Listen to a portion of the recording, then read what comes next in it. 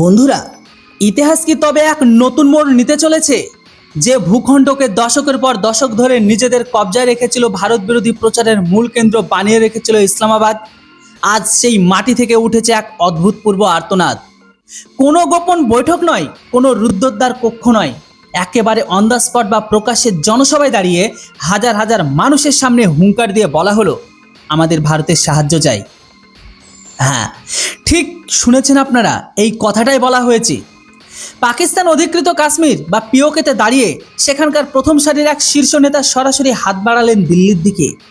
নরেন্দ্র মোদী সরকারের কাছে চাইলেন মানবিক সাহায্য, আর সেই সঙ্গে দিলেন এক ঐতিহাসিক ডাক, প্রয়োজনে নিয়ন্ত্রণ রেখা বা এলওসি ভেঙে আমরা ভারতের দিকে এগিয়ে যাব।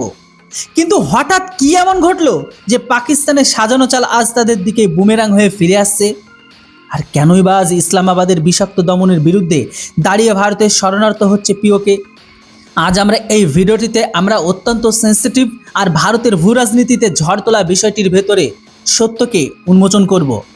শেষ পর্যন্ত সঙ্গে থাকুন, কারণ আজকের বিশ্লেষণ আপনার চিন্তাভাবনা বদলে দিতে পারে।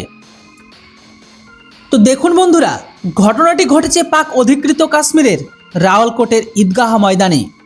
সেখানে এক বিশাল জনসমাবেশের বক্তব্য রাখছিলেন জয়েন্ট আওয়ামী অ্যাকশন কমিটি বা যেটাকে সংক্ষেপে বলা হয় JSSCর অন্যতম শীর্ষ নেতা সর্দার আমন খান।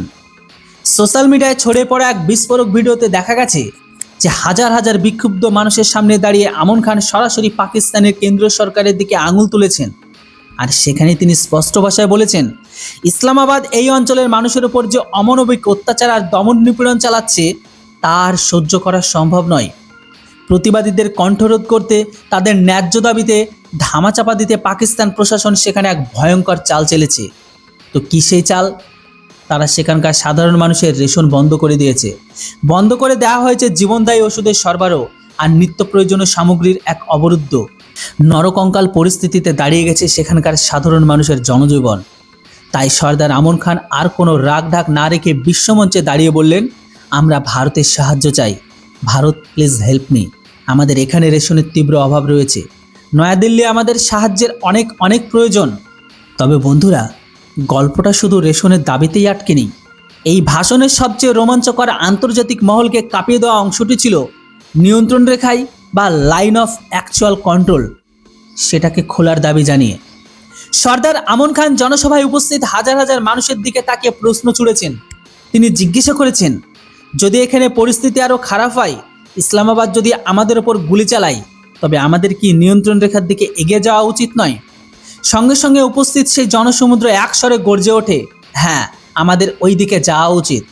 আমন খান ভারতকে সরাসরি অনুরোধ জানিয়েছেন যেন পুঞ্চ এবং ডেরা সেক্টরের সীমান্ত বা ক্রসিং পয়েন্টগুলো খুলে দেওয়া যায়, যাতে পাক অধিকৃত কাশ্মীরের সাধারণ মানুষ যখন চাইবে তারা যেন এই পাকিস্তানি নরকুণ্ড থেকে বাঁচতে সীমান্ত পেরিয়ে ভারতের মাটিতে আশ্রয় নিতে পারে।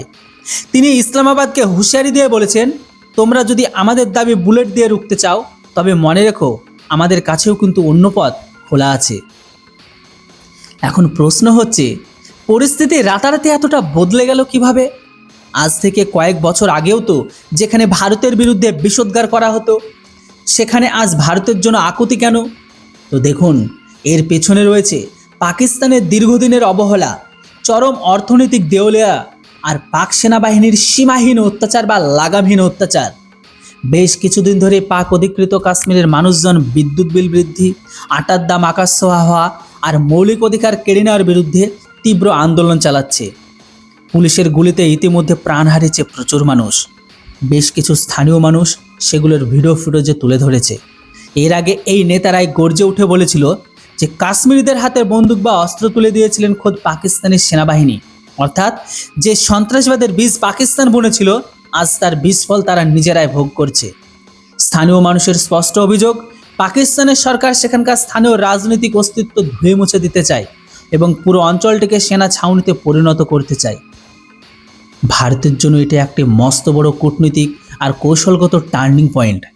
হ্যাঁ, দেখুন, একদিকে ভারত যেখানে বিশ্বের বুকে অন্যতম দ্রুত বর্ধনশীল অর্থনীতি, জম্মু ও কাশ্মীরের যেখানে উন্নয়নের জোয়ার বইছে, সিনেমা হল খুলছে, আন্তর্জাতিক সম্মেলন হচ্ছে, ঠিক তখনই সীমান্তের ওপরে পাকিস্তানি অংশ চলছে অন্যের জন্য হাহাকার, একটু আটার জন্য হাহাকার, আর তাদেরই সেনার বুটের তলায় সাধারণ মানুষের আর্তনাদকে দাবিয়ে রাখতে চাইছে। পিওকের এই নেতা সরাসরি ভারতের সাহায্য চাওয়া এবং এলওসি ভাঙার ডাক দিল্লির দরবারে কি বার্তা পাঠালো?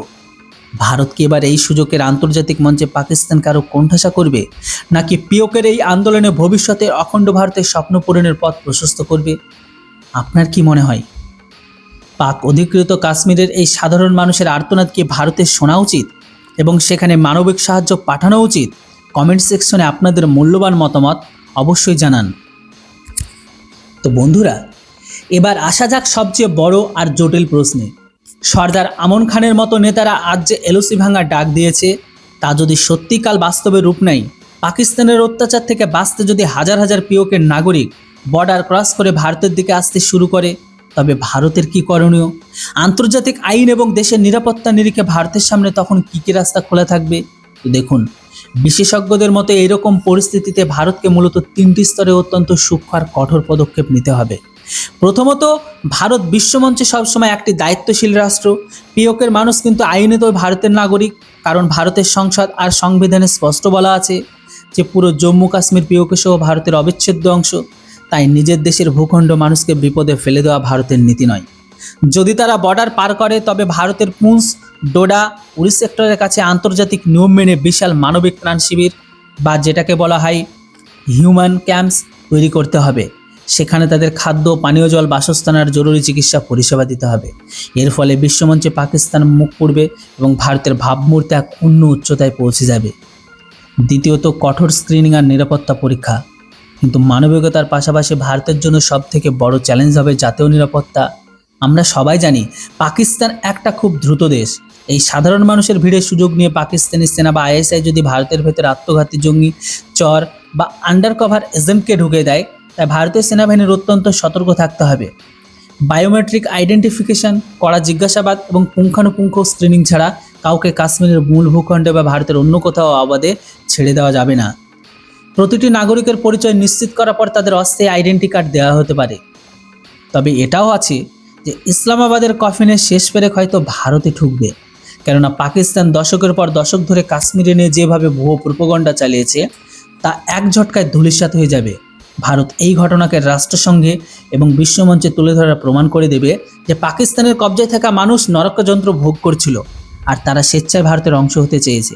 1994 সালের ভারতের সংসদে সর্বসম্মত প্রস্তাব অনুযায়ী পিওকের জমি ভারতের, ফলে ভারতের কাছে এটা একটি ঐতিহাসিক সুযোগ এনে দেবে।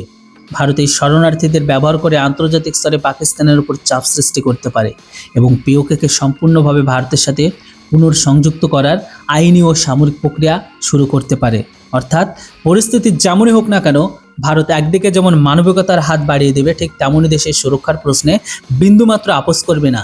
আর এই পরিস্থিতি তৈরি হলে পাকিস্তান তাসের ঘরের মতো ভেঙে পড়েছে, আরও ভেঙে পড়বে, আর অখণ্ড ভারতের স্বপ্ন বাস্তবায়নের দিকে দেশ আরও এক ধাপ এগিয়ে যাবে। তবে আপনার কি মনে হয়, এই পরিস্থিতিতে ভারতের কি বর্ডার পুরোপুরি খুলে রাখা উচিত, নাকি কঠোর নিরাপত্তা বজায় রাখা উচিত? নিচে কমেন্ট করে আপনার মতামত অবশ্যই লিখে জানান। Thanks for watching. জয় হিন্দ, বন্দে মাতরম।